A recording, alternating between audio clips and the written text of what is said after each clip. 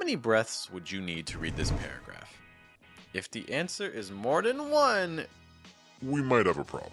I keep running into students who are learning pronunciation, but they're more interested in how wide their mouth needs to be or where to put their tongue than how to actually sound natural. And one of the four most important concepts for sounding natural in American English is breath. American English loves breath. It's how we get from one sound to the next. We keep the air flowing. But the problem is, when you talk, if you keep breathing a lot, it really disrupts your flow. So our goal is to get through this entire paragraph in one breath. And if you find that challenging right now, it's going to become much easier. But you do have to make a promise to me really quick.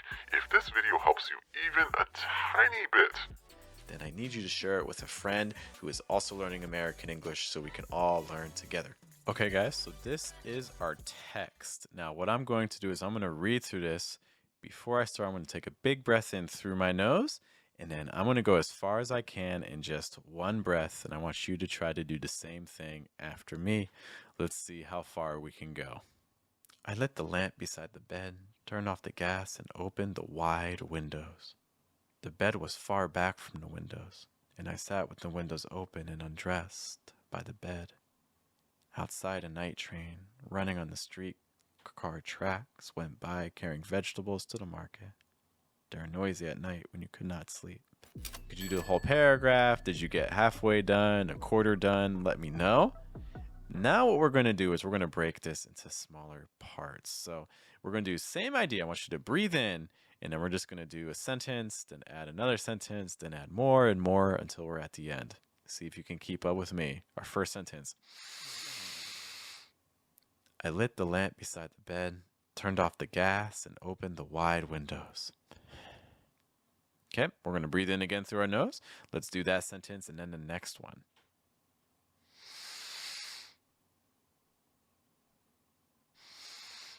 I lit the lamp beside the bed, turned off the gas, and opened the wide windows. The bed was far back from the windows, and I sat with the windows open and undressed by the bed. Are you keeping up with me? How about we add the next sentence down to markets? I lit the lamp beside the bed, turned off the gas, and opened the wide windows. The bed was far back from the windows, and I sat with the windows open and undressed by the bed. Outside, a night train running on the streetcar tracks went by carrying vegetables to the markets. There's only one more sentence to add. Take a big breath in through your nose. I lit the lamp beside the bed, turned off the gas, and opened the wide windows. The bed was far back from the windows, and I sat with the windows open and undressed by the bed. Outside, a night train running on the streetcar tracks went by carrying vegetables to the markets. They were noisy at night when you could not sleep. Now, one of the things that you may have noticed when you're reading this is you may have just flown through everything. I lit the lamp beside the bed, turned off the gas, opened the wide windows. The bed was far back from the windows. I sat. That's obviously not a very natural pace, though. So what we're going to do now is we're going to intentionally add some pauses. And I encourage you, when you're doing this, you maybe want to time yourself to make sure your pauses are as long as mine. Because what feels like a long pause to you might not actually sound all that long to your listener. Let's do an experiment. I lit the lamp beside the bed, turned off the gas, and opened the wide windows. The bed was far back from the windows, and I sat with the windows open and undressed by the bed.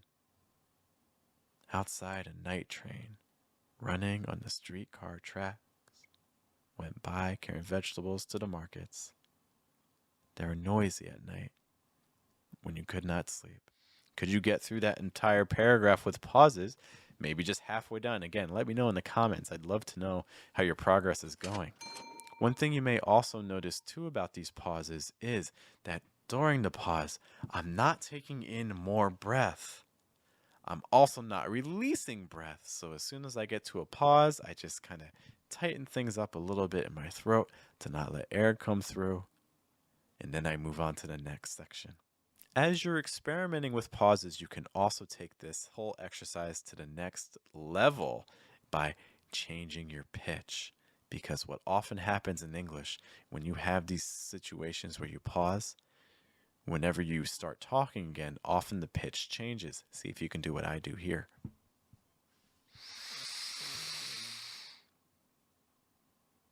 I lit the lamp beside the bed, turned off the gas, and opened the wide windows.